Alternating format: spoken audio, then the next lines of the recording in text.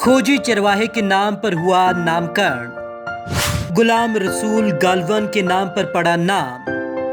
121 साल पहले खोजी थी नदी और घाटी। नई जगहों को खोजने का था शौक। अंग्रेजों का पसंदीदा गाइड था गालवान।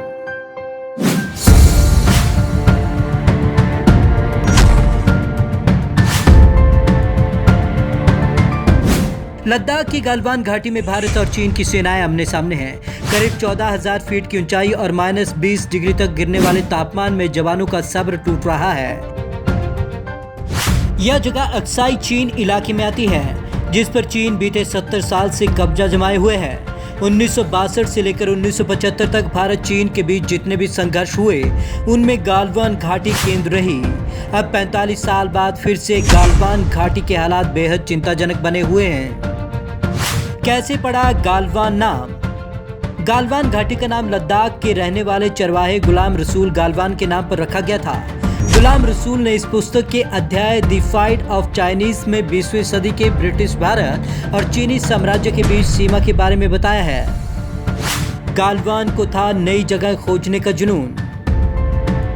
1978 में जन्मा गुलाम महज 14 साल की उम्र में घर से निकल पड़ा था। उसे नई जगह खोजने का जुनून था और इसी जुनून ने उसे अंग्रेजों का पसंदीदा गाइड बना दिया। लद्दाख वाले इलाके अंग्रेजी हुकूमत को बहुत पसंद नहीं थे, इसलिए अछूते भी रहे। 1899 में उसने लेह से ट्रैकिंग शुरू की थी और लद्दाख के आसपास कई इलाकों तक पहुंचा। इसमें गालवान घाटी और गालवान नदी भी शामिल है। गालवान के नाम पर रखा गया घाटी और नदी का नाम। बाद में उसी के नाम पर इसी घाटी और नदी का नाम गालवान कर दिया गया।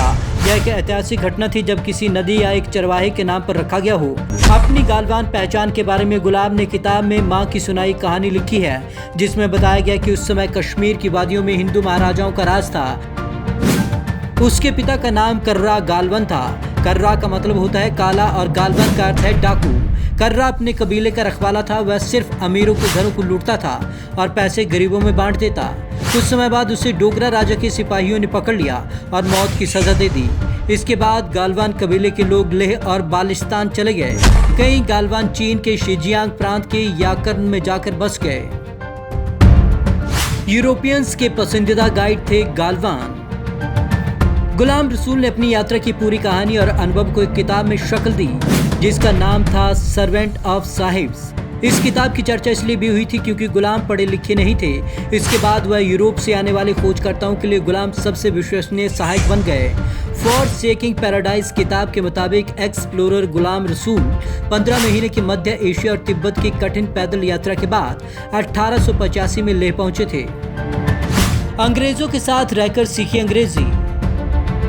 गुलाम बेहद कम उम्र में एडवेंचर ट्रैवल कहे जाने वाले सर फ्रांसिस यंग हस्बैंड की कंपनी में शामिल हो गए। सर फ्रांसिस ने तिब्बत के पठार, सेंट्रल एशिया के पामेर पर्वत और रेगिस्तान की खोज की थी। उन्होंने अपने अंग्रेज साहबों के साथ रहकर अंग्रेजी बोलना, पढ़ना और कुछ हद तक लिखना भी सीख लिया था। इस तरह गुलाम की चीनी, अंग्रेजी और दूसरी भाषाओं पर पकड़ बनना शुरू हुई। गालवान ने लिखी सर्वेंट ऑफ साहिब्स किताब। इस दौरान उन्होंने टूटी फूटी अंग्रेजी में सर्वेंट ऑफ साहिब किताब लिखी। इस किताब का शुरुआती हिस्सा British explorer sir Francis young husband ने लिखा। यंग हस्बैंड लिखते हैं कि हिमालय के लोग बहुत कठिन परिस्थितियों से गुजरते हैं और सबसे कुदरती जोखिम झेलते हैं। वे बाहर से आने वाले यात्रियों की सेवा करते हैं, जिसके लिए उन्हें समझना आसान नहीं। जम्मू कश्मीर के पहले commissioner sir Walter S Lawrence अपनी किताब द वैली ऑफ कश्मीर में लिखते हैं कि यहाँ गालवान लोगों को घोड़ों की देखरेख करने वाला माना जाता था। ये थोड़े सांवले होते हैं और इनका कश्मीरी वंशजों से कोई ताल्लुक नहीं है। लेह में गालवान के नाम पर गेस्ट हाउस भी। लेह के चस्पा योरतुंग सर्कुलर रोड पर गुलाम रसूल के पूर्वजों का घर है। उनके नाम पर यहाँ गालवान गेस्ट हाउस भी है।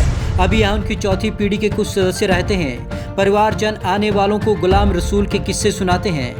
Bureau report, Punjab Kesari TV, Chandigarh.